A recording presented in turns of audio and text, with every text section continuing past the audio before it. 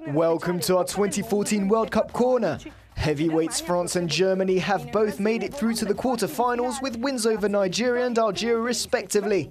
Let's see together what's happened, starting with the match in Brasília, a pulsating encounter which had both sets of supporters on the edge of their seats. France produced a solid display to down Nigeria 2-0 in Brasília on Monday. After a relatively slow start to the game, Didier Deschamps' men stepped it up a gear in the second half, with Lille goalkeeper Vincent Enyeama producing a man-of-the-match performance to deny Les Bleus 2 goal-scoring opportunities. With only 10 minutes to go before the final whistle, Pogba opened the scoring with a clever finish before Joseph Yobo turned the ball into his own net, gifting France a convincing win.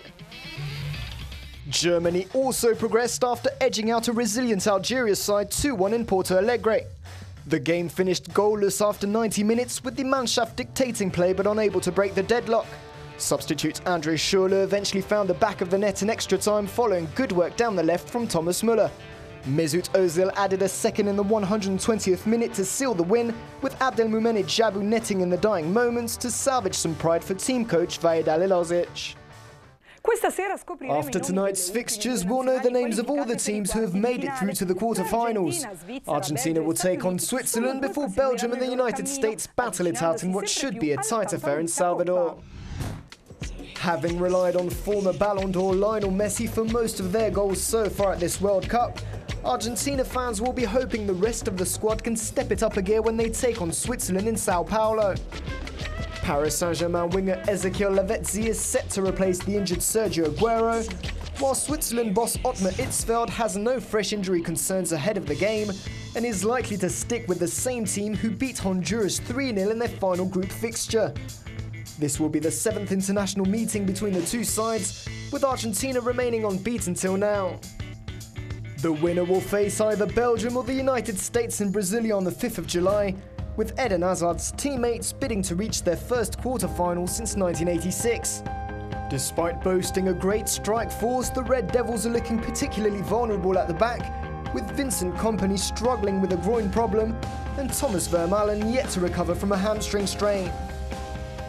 United States forward Josie Altidore, who's missed the majority of the tournament after suffering a hamstring injury against Ghana in the opening match, is available and could come in as a substitute if Jurgen Klinsmann's men find themselves behind late in the game. This will be the first time these two sides meet in the World Cup since the very first tournament in 1930.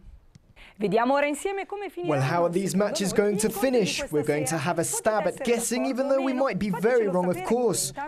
Why not join in and send us your own predictions on social networks using #TheCornerScores? Well, although I'm tempted to suggest Argentina will thump Switzerland, my colleagues here believe Ottmar Hitzfeld's men will prevail in Sao Paulo. We also predict the United States will get the better of Belgium and tip them for a 2-1 win.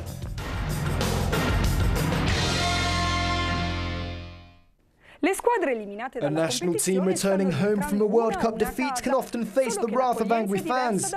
In other cases, and depending on the courage the players displayed on the pitch, an early exit may also prompt celebrations. The South Korean team returned home on Sunday after finishing bottom of their group in one of their poorest showings in over a decade. Hong Myung-bo's men looked defeated as they arrived at an airport near Seoul, where angry fans threw handfuls of sweets at them, which is considered an insult in the country. It was a completely different story in Santiago, where Chile's so nearly conquering heroes received an incredible welcome in their return. Thousands of fans waving Chilean flags screamed and shouted their respect and love for the team, who eliminated champion Spain, but were cruelly knocked out by Brazil for the 4th time in their history.